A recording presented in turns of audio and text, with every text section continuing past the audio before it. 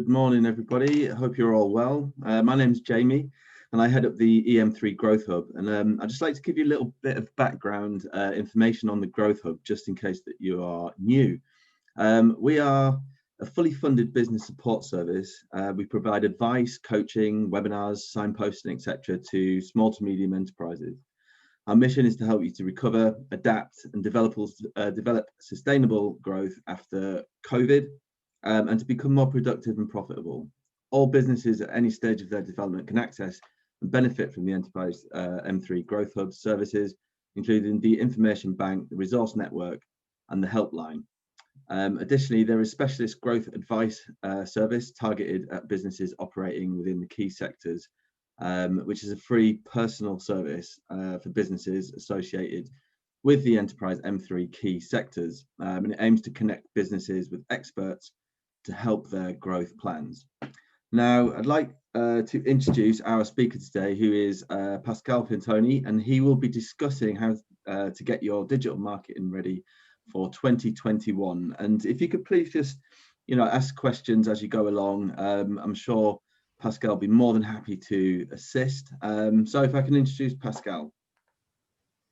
Well, thank you very much, Jamie, for this introduction. Good morning to all of you. I can see the attendees list is growing as we're speaking. It seems like it is. So once again, I'm really pleased to be taking part in this week's session.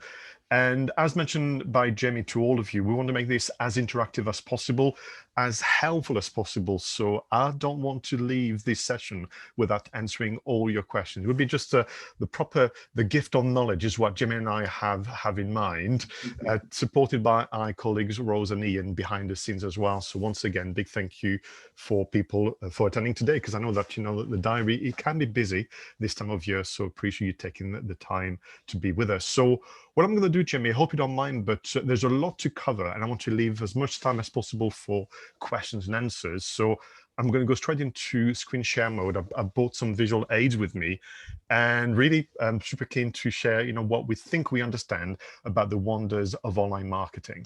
Fantastic. Looking forward to it. So once again, really pleased to be invited to share with you the lessons of the recent kind of past and also the present, and also, of course, take into consideration the impact of the global pandemic in terms of how we need to rethink and approach online marketing a little differently. As you can see on screen, I've chosen quite a dramatic photography of someone's legs dangling on top of a building. And the reason I chose this photo is because I'm very aware that what I'm about to explain to you and some of the tactics I'm going to recommend for next year are going to feel like a bit of a leap of faith, in so much as because we want to give ourselves an advantage and because we want to be operating and communicating in a way that's going to give us essentially an edge on the competition, we're going to have to do things very differently. And perhaps when you look around in your sector, when you look around at your peers, you might be the very first person to try a different form of online communication. And with that in mind, it feels like going down the deep end of the swimming pool and letting go of the edge, because someone like Jamie or I say to you, trust us, you can swim really well, whereas there's no precedent for it. So I hope you're going to enjoy this presentation. Once again, very active, interactive workshop, and use the Q&A elements, or the chat for that matter. And Jamie very kindly is going to be my producer for today, to kind of keep me right when you ask your questions. So to begin with, I wanted to kind of be sure that for me today is the starting point, or continuing the work of the team at EM3 about reflecting together as a group, as a cohort, and planning our activities for next year. But within that, one thing that I'm keen to discuss with you is what I call your time budget.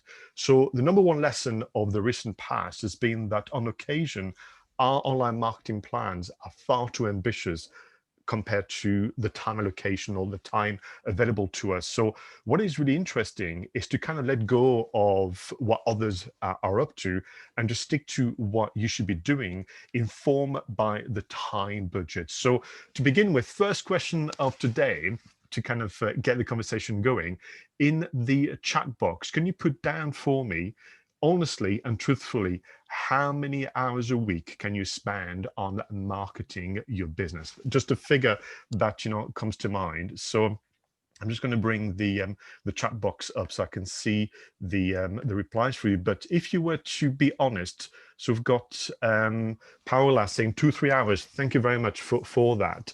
So let the others also answer. And by the way, it's not a competition. You will not impress me the higher the figure. I just need to understand, honestly, how many hours a week can you spend? So we've got 2 hours from Claire, 10 from, oh, it's going fast, isn't it? Sorry. 10 from Nick. We've got 6 from Julie, 2 from Caroline. And by the way, good morning, everybody. 2 or 3 from Aristos, 4 from Helen. It varies. Lawrence, sometimes none. Welcome to the world of entrepreneurs. 3 hours, need to aim for 1 hour a week from Lawrence again. Sarah, 4, Kevin, 8. It's my full role, Jen. People are very jealous that you can spend all that time on marketing. So part of the reason why I wanted to ask you is, if I take Kevin, for example, Kevin Brown, where you said it was 8 hours. So your kind of role, your core function is to design an 8-hour marketing plan, which is very different to Sarah, who has 4 hours. So Sarah's, your plan would be a plan designed for when someone has 4 hours a week, which is very different to Stephen, who has 3, and so on and so forth. So the reason I'm saying this is because we've learned over time that, yes, by all means, you can buy the book about the perfect online marketing plan, and you can read and go on webinars. But the result, or what comes out of, you know, your reflection, would be very unique to you, unique because of your audience, unique because, of course, of your business offering, but also unique because of your time budget. And can I say, Aristos, you should be proud to be the designer of a 2-hour marketing plan. That's exactly the way it should be. So I hope that this little kind of clarification has been helpful for you, because you know, we need to kind of make sure that we help each other.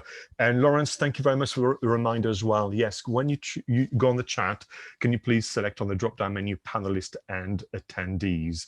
So, of course, having just clarified that for you, we need to move on to this idea of what goes inside the plan. And I'm so pleased that Ian and Jamie and Rose have agreed to allow me to come back a second time, because there's so much to cover. We couldn't do it justice in a one masterclass, but also we wanted to give you time again to reflect and put details down. So today, it's all about the new approach and the new kind of blueprint, as you'll see in a moment. And then we'll be back in 4 weeks' time exactly. Well done, Jamie. Superb coordination of diaries for part 2, which is around the content, because we understand that this is a fuel of your marketing plan, again, no matter the amount of time. So clearly, you say roughly 7 hours a week, so that's it. So you're going to design a plan that is for a 7-hour kind of time budget. So that's very helpful. So today, you're going to see a very brief introduction on the subject matter. We're going to go into the workshop. Yes, hint, you're going to have to answer more questions and reflect on that. But really, the aim of today for me is to show you the blueprint that would become almost the common blueprint that you can discuss amongst each other. If you have further conversation with Jamie and Ian and their colleagues, you can then use that as the trigger for conversation. But I want to share with you more the lessons of the recent past and present, but also new principles and, of course, the actions. What would be the content of that marketing plan for you? We have a Q&A at the end, but please understand, as Jamie mentioned a moment ago, we'll answer questions throughout this session. I think it's more interesting and helpful for everybody. So part of what I need to do, and the role, and it's such a privileged position to share with you what I've learned over 25 years. Yes, Jamie, don't be fooled. This is just all clean living, lots of French red wine. I am now becoming a bit of a granddad in the world of internet marketing. Designed my first website in 1994, very badly. When I was given my email address in the early 90s, I didn't know anybody else with an email address, so I emailed myself. It was very exciting times. And things have moved on, and I became just passionate and really interested by the power of the web, which is supplements, obviously, traditional sense of marketing, to really engage an audience and build a network of champions that can really help your business move forward. But my role really for entrepreneurs, small business owners, and small teams as well, even though you may be part of a large organization, is for you to make sure that you approach your marketing in a way that is as individual as the artist you can see here on screen. So the artist you can see on screen has learned, perhaps by going through a different kind of arts class, how to use the brush, different brush strokes, different texture, different mixture of colors, different types of paint and so on. But once the learning has been completed, then what has been really far more enjoyable for this artist is just to find his or her voice. And for me, really, that's at the heart of today's conversation. The gift of the internet for all of you, the gift of having online presence, is just to find your way and find your voice and communicate in a way that is as unique as you are. But to do so, where I can help you is to invite you to think differently about what we understand under the label of online marketing, so you can take different actions, so that, again, like this artist, you'll know the words, you know the techniques, you'll know the kind of things that people use under the label, again, of digital marketing. But your way, your version is very unique to you, very different. And for me, that's really what's exciting moving forward. So to do so, I'm going to move on to the lessons, but very quickly, I'll move on to the 3 key actions that will belong to your online marketing plan for 2021. And I'm going to share some tactics that I do think makes you already think differently and take very different actions. So let's begin with some of the lessons, and some of those you'll know already or have kind of discovered intuitively. So the first one is what I call, perhaps harshly or grandly, the false promise. And it's more to do with the evolution of the subject of digital marketing and, of course, how we've kind of moved on. The false promise is this slight misunderstanding or disconnect between what we are told, which is, well, be active online, blog more, go on social, do this on LinkedIn, equal getting more inquiries. And I don't think, unfortunately, it's as true as that. So being online is not equal being found. That's what I call the false promise. It's not sufficient. It's a very helpful start, of course, to be online, but we need to do more than that. And part of my role today is to explain what I mean by that. And I could say to you that if this webinar was taking place in the 90s or 2000s, that equation you can see on screen may be true, but 20 years later, I think we need to move on. So the being online equal getting more inquiries is not true, or nowhere near as true as they used to be. So what is the impact on all of us? The second lesson, oddly, is that it's not about marketing. And let me explain to you what I mean by that. Is think of it as the 90s, the noughties, I think that's the term, and 2010s, to be our formative years as online marketers and entrepreneurs. And the risk is that if we're not careful and we don't start to think differently and move on with the time, by the way, that's been compressed and accelerated by the global pandemic, and you're still worried about being good at marketing, you might miss actually something far more exciting and interesting for your audience. So when you have a website, when you run a social media account like Facebook, if you have email marketing, if you want to obviously use SEO, the reason why a customer is going to choose you is not because you're good at SEO or because you've kind of cracked the code of Twitter and so on. I mean, and likely that someone's going to come to you and say, oh, the reason I've chosen your services or products, by the way, is because I thought that Facebook campaign was amazing. That's not going to be what is going to be going on through their minds. What we want to do, you used those platforms at the time to showcase talents that actually are valued by your customers, and a customer will not compliment you on your marketing. What they will say is that when I went on the website, when I was on LinkedIn, when I was receiving the newsletter, I got a strong feeling that you really, really want to be respected for your common sense in terms of how you operate the business, your communication skills about how you keep in touch with customers. But more importantly, the number one concern that I have is you may be good on Facebook, but are you any good at looking after me?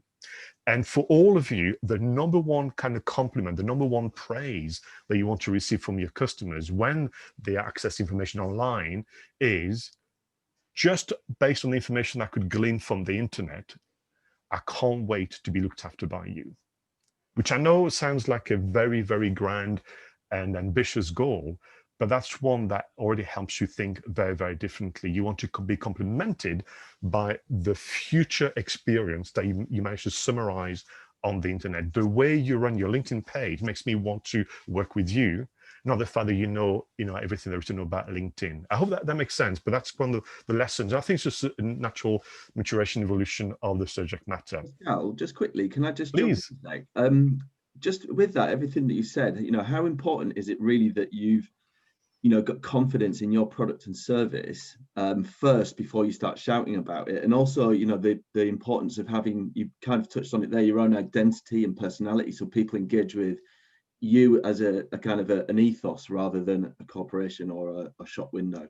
Thanks, Jeremy. So I'm going to pick up the second half of your question, which is the idea of you want people to literally, you want to use the web for when I go online to understand more about Jamie, it needs to be as close as possible to having a conversation with you. So how natural it comes across, how passionate it comes across, how sincere it comes across is what the internet is allowing you to do.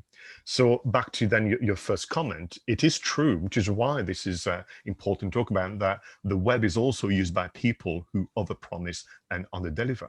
So when you yourself don't do that, unfortunately, because it's all one big white noise for your customers, you've got to find ways to stand out. And the way to stand out actually is down to that sincerity. And I think you're right. When somebody is truly passionate and confident about their product, it shows in conversation.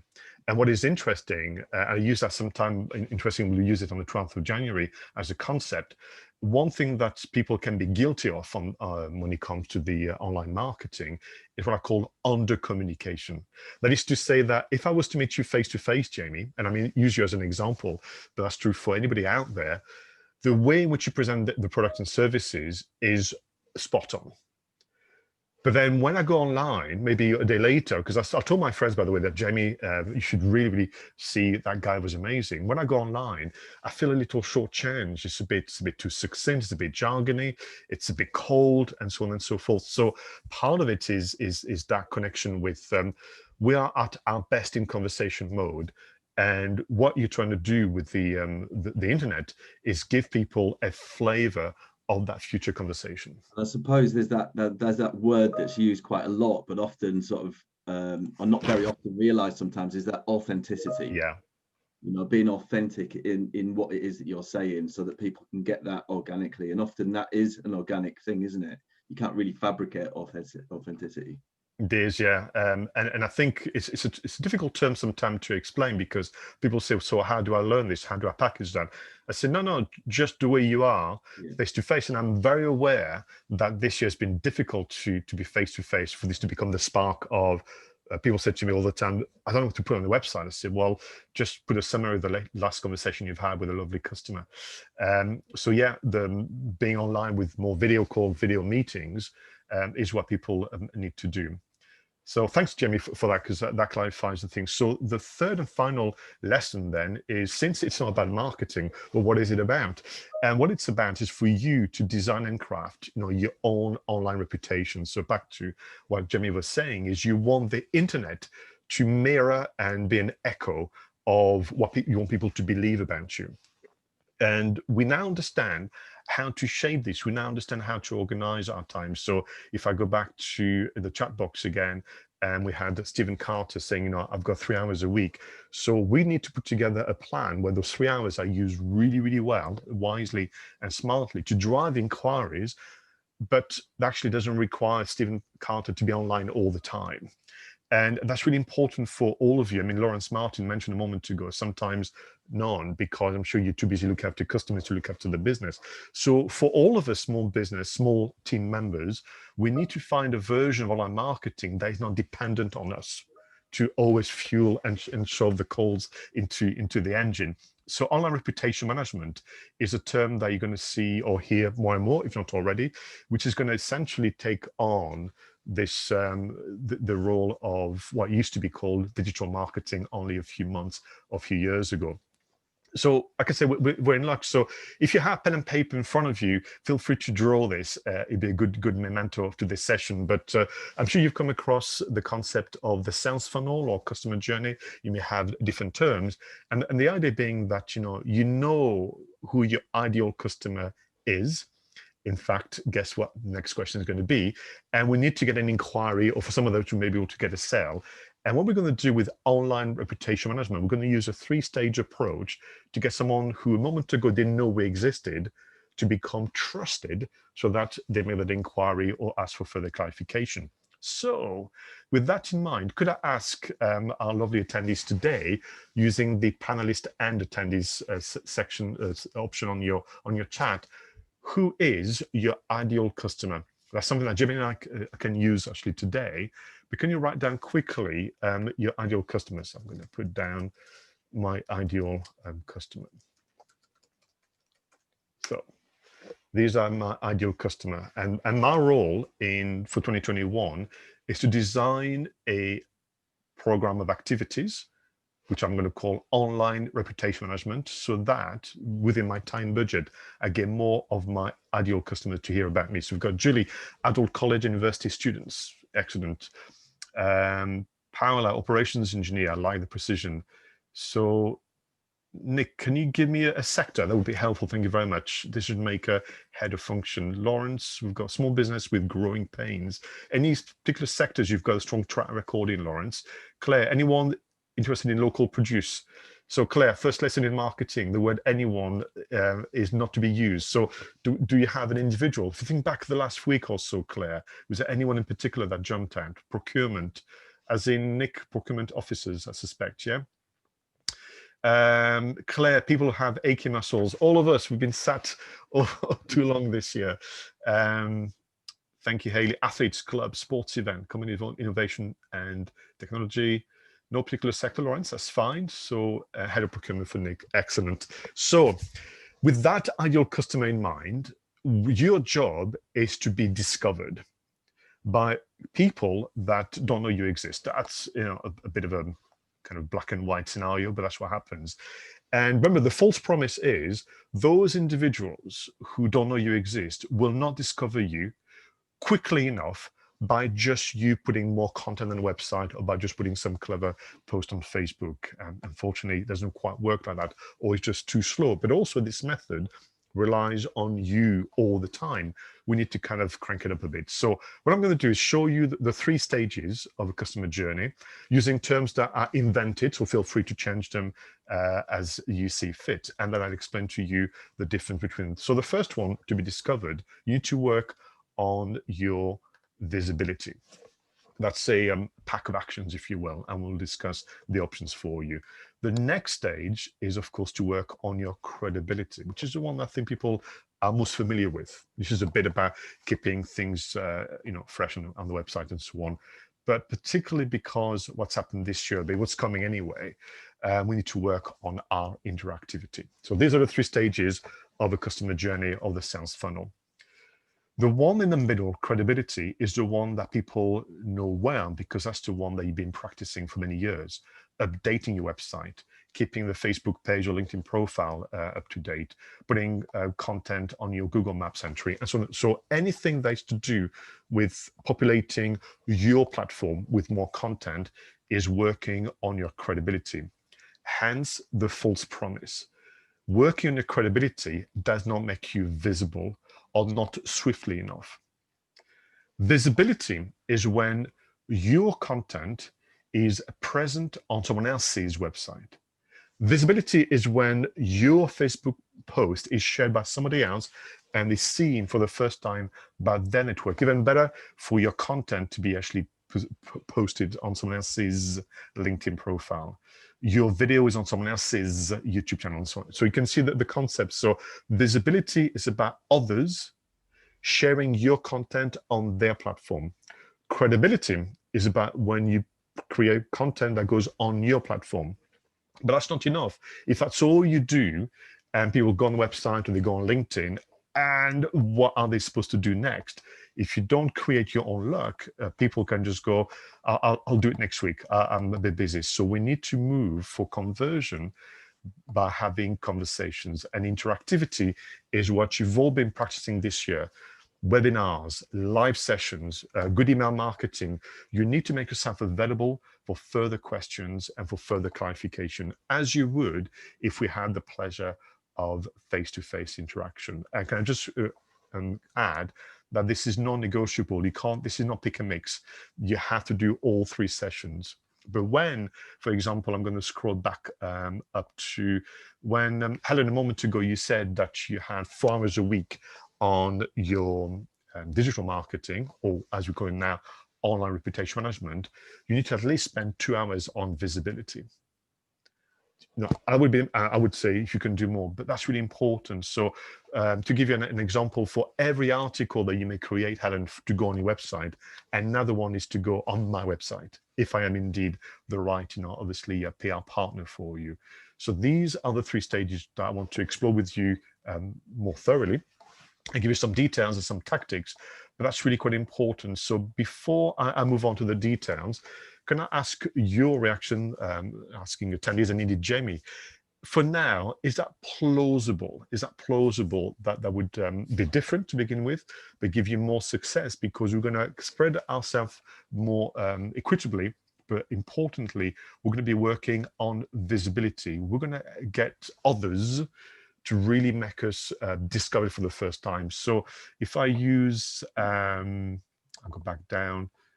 If I use Claire Ferry, because you made me laugh about the achy muscles, who out there has the attention of your current customers that by sharing your wonderful advice, your blog posts, your videos, and so on, can make you more visible? But for now, because you don't have the details, is it plausible? Can I have a yes, a maybe, or a no? Don't worry, I won't take offense. That's what we're here for. So yes, maybe, or no. So thank you, Claire. We've got a yes. We've got a thumbs. Sounds good to me from Lawrence.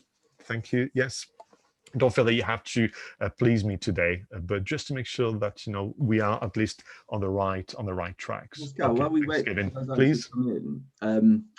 Is there anything that you could suggest to how do you approach these people? Is there a way of not offending people by saying, look, just put my post on there? Your question and the timing is impeccable, because that's what I'm going to explain in a moment, talking about visibility. So not from at all. So thanks, Kevin and Claire, for the yes. All right, so Jamie, let's go for this. Let's talk about the 3 big actions. So what goes under visibility, credibility, and interactivity are more obvious. So for me, visibility is about sharing and almost showcasing a quality that you have as an individual or as a business. And that quality is that you thoroughly enjoy working with others because you're well connected and you're well researched. So typically, what would go under visibility are the following kind of groups of actions.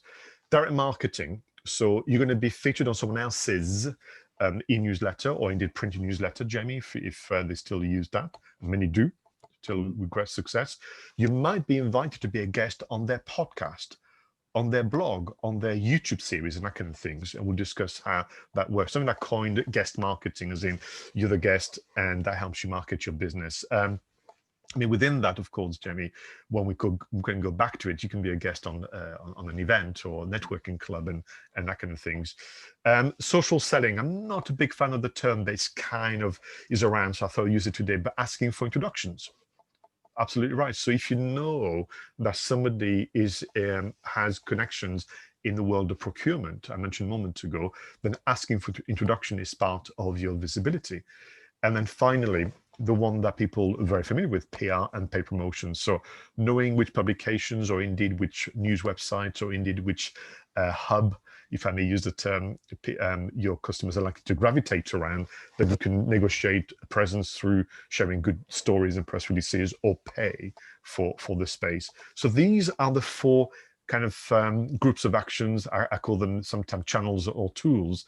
But that's not enough. To your point, that's not quite enough to actually get it to work for you. It's a bit like being told by somebody, oh, by the way, if you want to have more energy, eat more food. I said, well, okay, food is a vague term. So is direct marketing, and so is social selling. So I want to share with you the tactic that will answer your question, Jamie, but also will make you be different, and also it's going to be very, very powerful. So this tactic essentially is all about showcasing this wonderful quality of being curious about the world of your customers. which I think is a very important way to build trust, as opposed to just focused on your world and what you want. And this is a tactic that has 2 steps to it.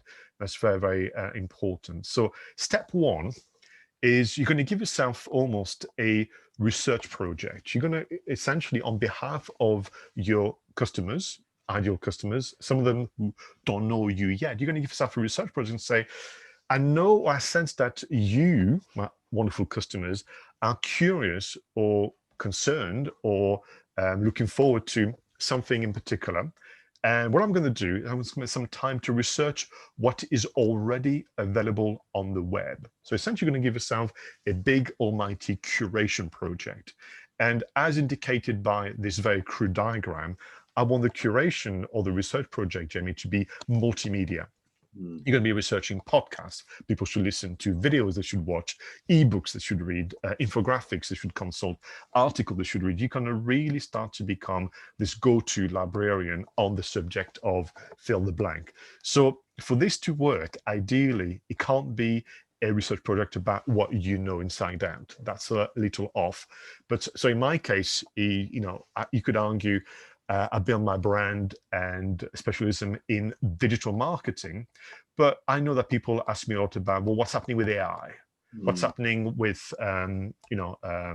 web design in future? I'm not a web designer, but I know that this is of importance to people. So I could give myself the research project of what will website in the future look like and how will the technology move forward. Brilliant. And all I have to do, frankly, is use Google. Yeah. And then you find and what you do then, as soon as you find something that, of course, you must watch, read, and read and listen to, learn from my experience of sometimes sharing things where the last quarter of an hour of the interview goes off completely. You share it on your social media, but making sure that you tag the author. So let's say, for argument's sake, I came across a great video from the web designer that I know for a fact has the attention of my audience.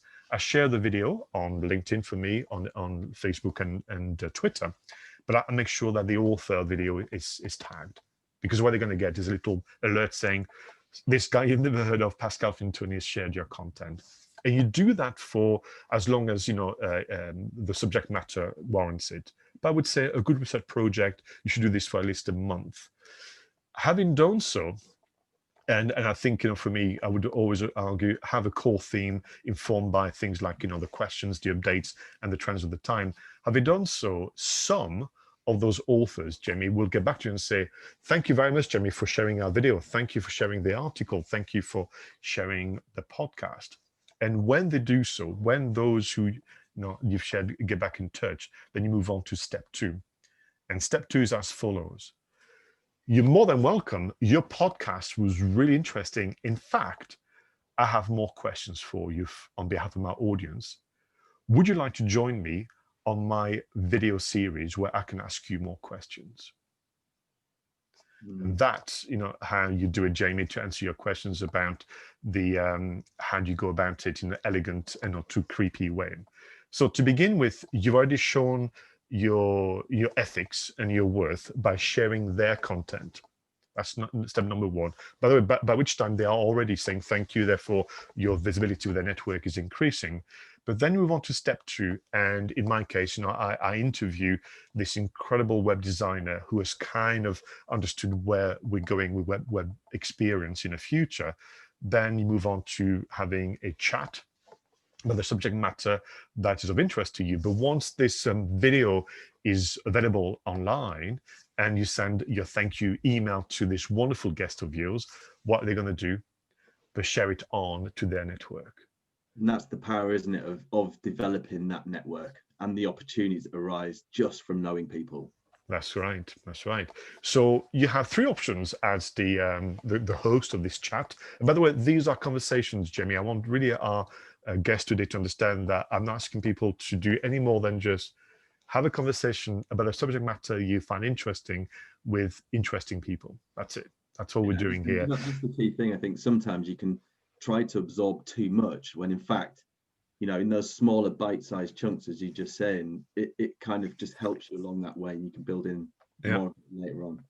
So in the case of the curation bit, literally, not question number 1 is, This article, do you remember that I shared from you, Jamie? What was the spark? Why did you want to write this article? And it goes, and that's it. And your guest takes over, and then you keep supplementing with 4 more questions. Before you know it, half an hour is going to go by like in a flash, and you have a half-hour conversation. That's the video that your guest is going to share on, so visibility. That conversation can become a podcast, which your guest is going to share. That conversation become articles, split into series. That conversation can become infographics, you name it. And that's why I'm not saying video first because of the times we live in, but for me, content marketing point of view is really powerful. So depending on obviously the angle, what you could do, Jamie, is have what I call an expert Q&A series. So you share content, step 1, step 2, those authors come back and answer more questions. And the reason why I call it expert Q&A is because the advice they give, people can take action, very much like today. Sometimes the conversation is more about keeping people up to date with changes. So it's more of a news roundup. So you ask somebody, what is happening with AI? What is happening with hey? Hello, Pascal. Bear with us, guys. Pascal might have dived out.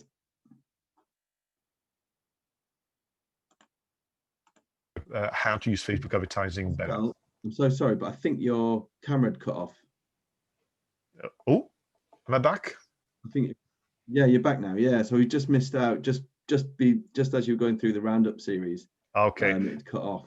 I'll go back to, so the roundup, my guest will give me an update on what's happening in topics where there's a change. I'm thinking, you know, HR, finance, in technology and so on. And I think with regard to what is happening, working from home and so on. And the third and final way in which you can have that conversation for visibility is what I call the product spotlight series. So your guest gives a demonstration of a product that could be a physical product, or in my line of work, be more of the online products. I call this the technology tracker. So I would invite someone to say, show me how to use Facebook advertising.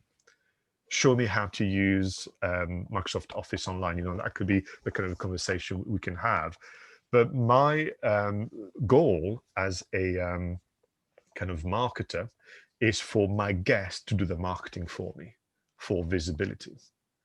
And for this video, for this podcast, whatever, to keep working for me, to keep being discovered without me needing to be online all the time.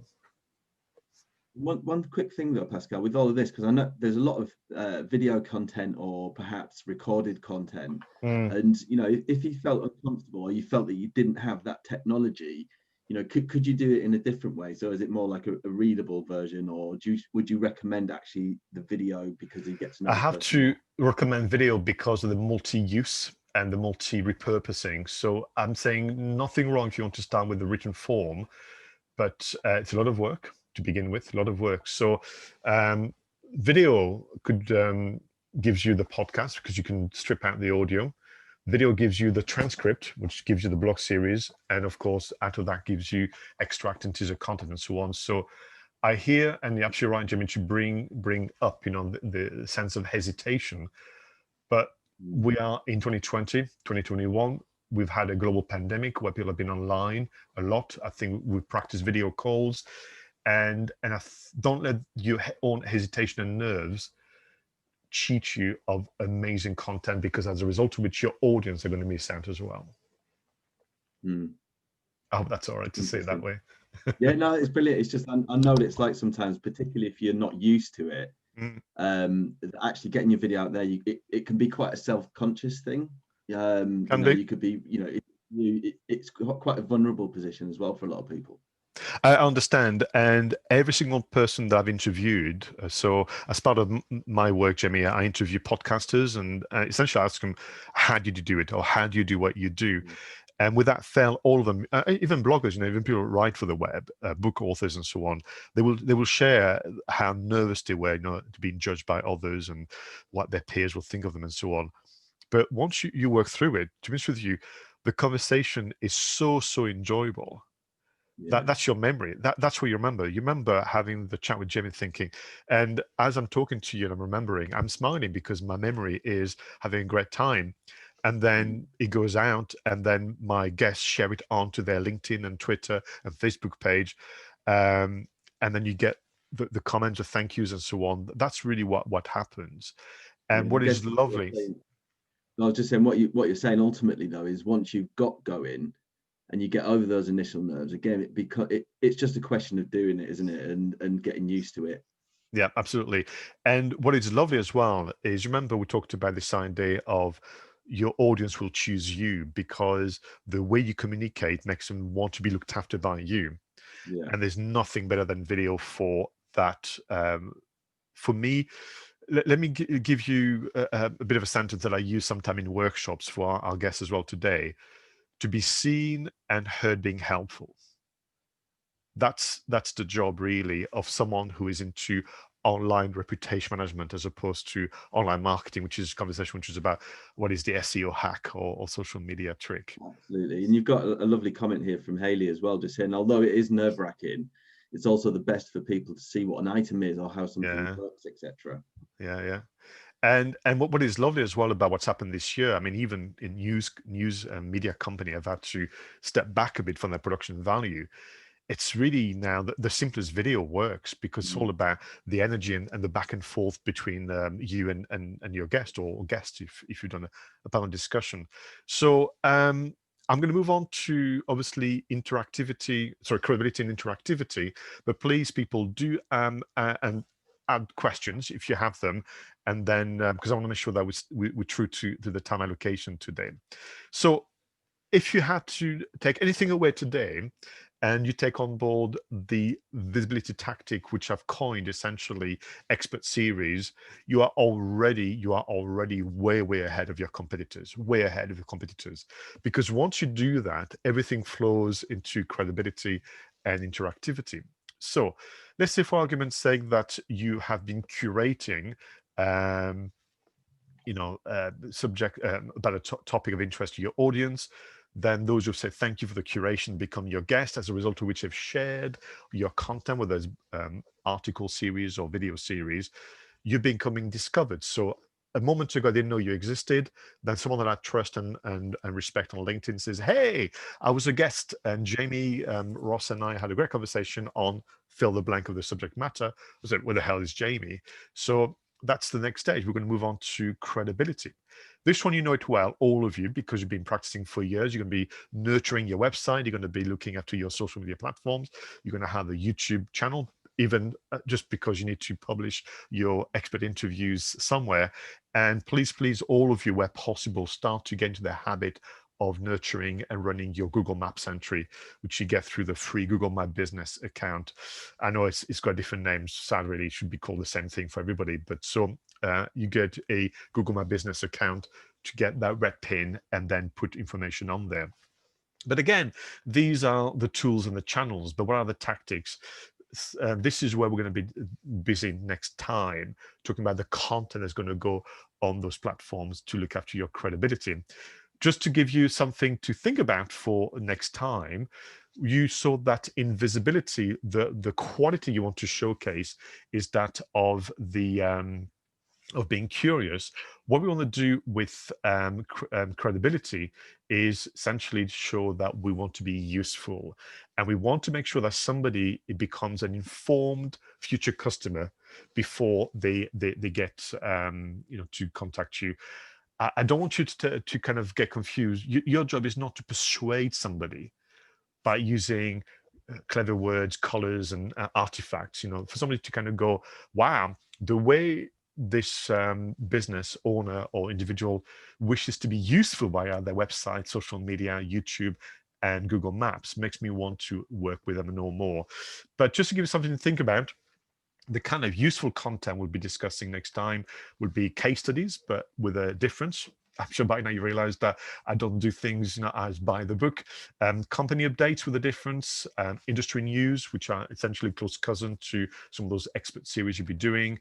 Here they are, the videos be repurposed, and of course, free downloads. Now, these are not, you don't have to do all of them.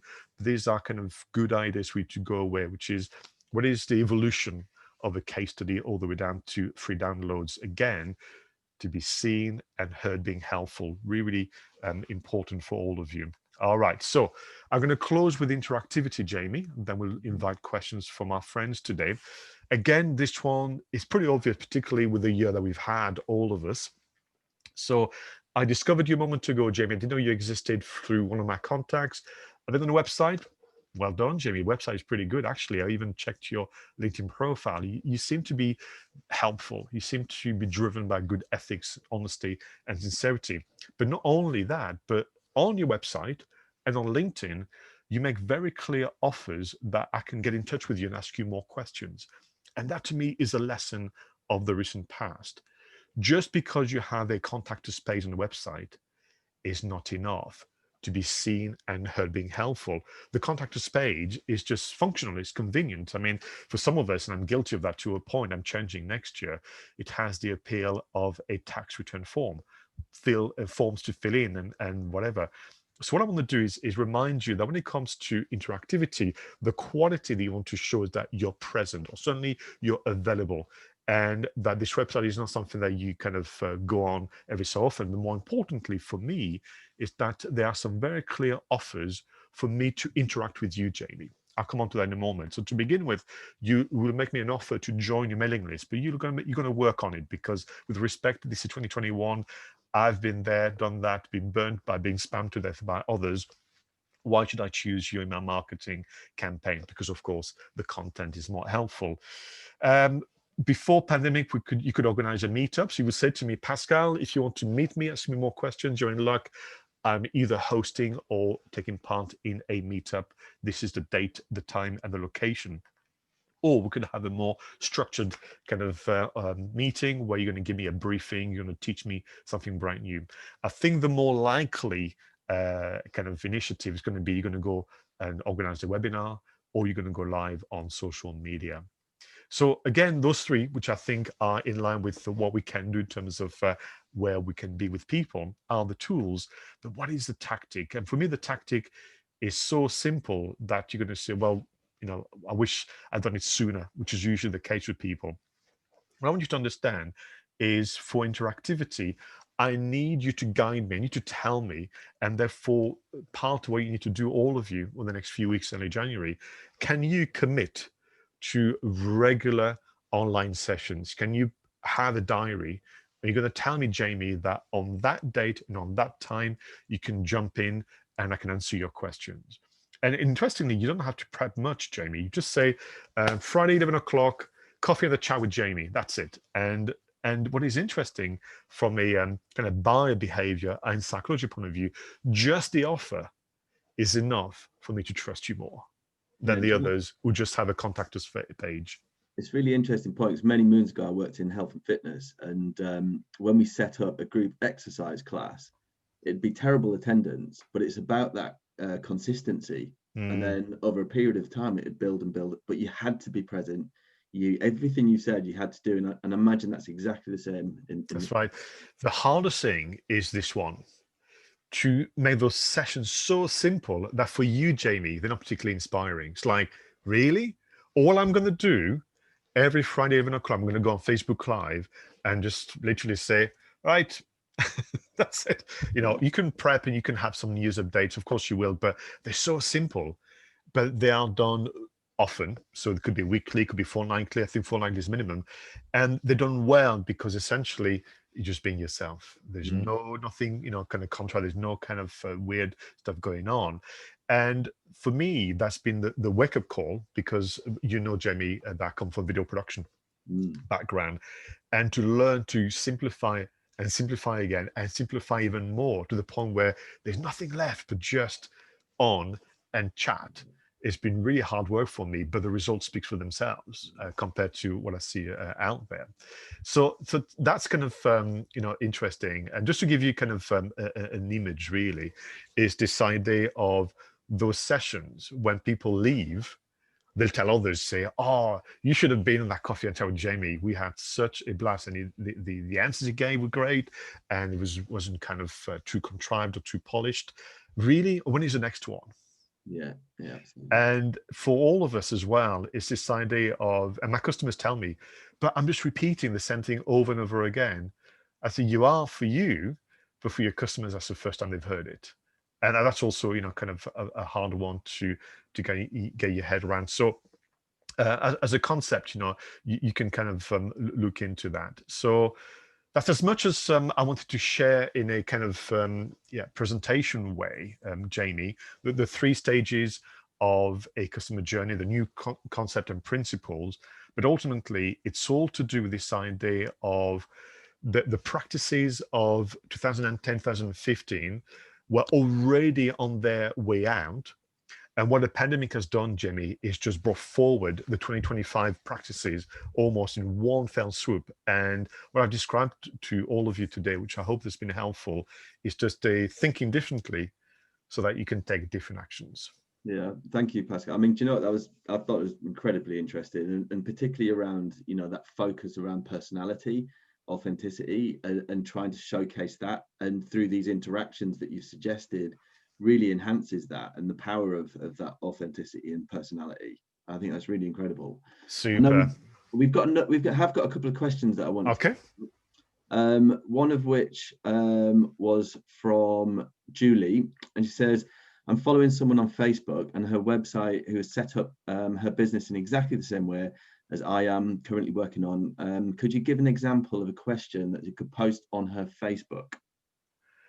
Okay, so what I'm going to do, Julie, is first is play that back to you based on the information I've shared, and then I'll see whether or not that helps, and then we'll answer your questions. So for me, the first thing I would do, Julie, is to start to share that person's content on. So the first job number one, step number one of visibility is as and when obviously they share something that you think is going to be useful to you and your audience, you share it with a thank you message, or thanks very much for a great post, or thanks very much for this and the other, because you want them to kind of pay attention and also obviously get back to you and say, oh, wow, well, thanks for sharing that. And then step number two, well, you're more than welcome. It was so useful. In fact, I have more questions for you. Would you join me on, in your case, Facebook Live session to explore that further? So that would be the way in which I would play that back to you. But in terms of the questions, the first question you should ask is about the content you've shared, or the kind of things that that she's looking to do. But back to what I was saying, there's only three ways in which you can be useful to your audience, and therefore there's only three ways in which you can take care of your guest. Expert Q&A. Can you ask questions whereby the answers help me understand something better and take different actions, like Jimmy did with me today? Number two, the news roundup. Are there changes happening that can have a positive or negative impact on your customers that this person and guest can essentially decipher for us and make us more aware? And then number three, can they do a product demonstration, whether the product is tangible or digital? So these are the three things that you can do. Now, within that, what I use as a reminder, what I call before, during, and after. Before means you're going to ask that person, how did they come up with the idea for this? And then you can fill the blank. Did they come up with, how did they come up with the idea for the business, for the product, for the article, for the podcast? That's the before. During, what is the reaction right now today? What have they heard back from the marketplace? After, what are their plans for the future? So before, during, and after is a very, very simple kind of way to remember how to ask questions when you have a guest. And then the other thing you can do is you yourself, of course, be a guest and be part of your visibility and pay attention to obviously what question you're asked. For me, I went on courses, of course, as part of my days in video production, but ultimately I get inspiration by listening to radio and watching chat shows. Generally you do. So hope, Jamie, that's not that's all right. But for research purposes, spend time with Graham Norton and on the One Show and the Gadget Show, because the way in which to look after their guests, you can quickly grab your pad and write it down, because I could give you some inspiration. Excellent. So we've got a couple more questions as well. We have Lawrence, who's asked, how long should a Q&A session be? So for you to be able to make it a good, I'm thinking about repurposing. So in a funny kind of way, where you get into, Lawrence, is a habit of thinking about the endpoint, which is the blog series, the podcast, the infographics, and so on. But when you have a guest that is passionate, don't be surprised if naturally it's around half an hour to 45 minutes. It seems to be the duration. On occasion, when I've got someone that really know their stuff and there's lots to talk about, I can go over that, but sometimes when I split it. So what I do, Jamie, I've got part 1 and part 2. But when I think about the videos, the interviews that I did this year, because I had plenty of time, extra time this year to do lots of interviews, Jamie, they all seem to be around the 40-minute mark. It's kind of interesting. I wasn't really planning it. Some of them went over, but usually 40 minutes seems to be the way naturally I went, right, well, thank you very much. And then we do the closing statement. So that seems to be about right. What you need to understand is these are obviously in conversation with style videos because you're working on visibility. When you do your own Q&A, so I'm thinking interactivity, Jamie, where it's just you, for example. Interestingly, if you go live, they're going to be much longer because you've got the welcome, the back and forth, and so on. But if you were to do a pre-recorded session, which is possible, so question and then you give your answer, they could be as brief as 5 minutes, if even shorter, because there's no reason for them to be much longer. But in a context, Lawrence, which I think you're asking of a Q&A with a guest, I would say 30 to 45 minutes seems to be roughly what happens. Yeah. And I guess also as well that certainly my opinion, that if you've got such a good interaction with the person that you're talking to, does there even need to be a time limit? If it's that engaging and compelling enough. Yeah, and that's interesting, because there's been this kind of accepted wisdom, I don't know where it came from, which is shorter is better. And I was always suspicious of that, Jamie, because I thought, well, how can you build trust and how can people really understand you if it's short? I think you need to mix it up. I think you should do short, sharp content, but you should also have a long version, because don't be surprised, people have got a lot more time than they ever that to listen to podcasts and videos. And also it's about first impressions, reputation management. The difference to my impression, if Jamie, you're the host of many long form interviews compared to being the creator of 2-3 minutes, snackable content, I think we can understand where that goes. If you mix it up, that'd be great. Yeah. So we've got another question from Kevin, and it's quite an interesting question actually, and I'd love to hear your answer on this. Which is, the operation directors that we want to engage are by definitions the one who are time poor and unlikely to join webinars, etc. And how do you overcome this? Sure. So you play into that what I call reality. So to begin with, the reason why you do the webinars for visibility is because you want the guest, so let's say me, Kevin, to say, hey, I was a guest on Kevin Brown's video, and the operations directors just clock it. They kind of go, oh crap, who's excuse my French, who's Kevin Brown? Never heard of the guy before. And then what they're going to do potentially is then float. They're going to, because of time before, they're going to quickly scan the website and they're going to quickly look at LinkedIn. And what you've done there in advance, informed by that reality, is you've created an infographic summarizing the key learning points of that webinar. Which is that easy. You go on Canva, you do what you need to do, and you're going to say, I had Pascal on the show, as we now call it. I know you're all very busy, so just in case, here's the one sheet whereby you can quickly go, all right, thanks, Pascal. I understand, what to do now. Some of them then, as a result of which, will go onto the webinar. And if you can then also timestamp it, so what you can do is say, so these are the 5 things that are reasonably interesting, Pascal said during the interview. If you want to fast forward, the point number 3 in and around how to run a better social media campaign is at 12 minutes 33. So they can fast forward and snack on the content most relevant to them. So yes, Kevin, you're right. We should inform our work and decision based on the understanding of our customers. So I hope that's been helpful, Kevin. Yes, that's wonderful, Pascal. Thank you. So I think that's it in terms of the questions. And I just want to thank you very much indeed for joining us today, because it was incredibly invaluable. I mean, I've taken quite a lot away myself. And also thanks to the audience for being involved and participating, because it just makes these sessions so much more richer as well. And if you want to go back and rewatch any of today's webinars, it'll be up on the EM3 Growth Hub's YouTube page, along with all of our other webinars as well for you to access.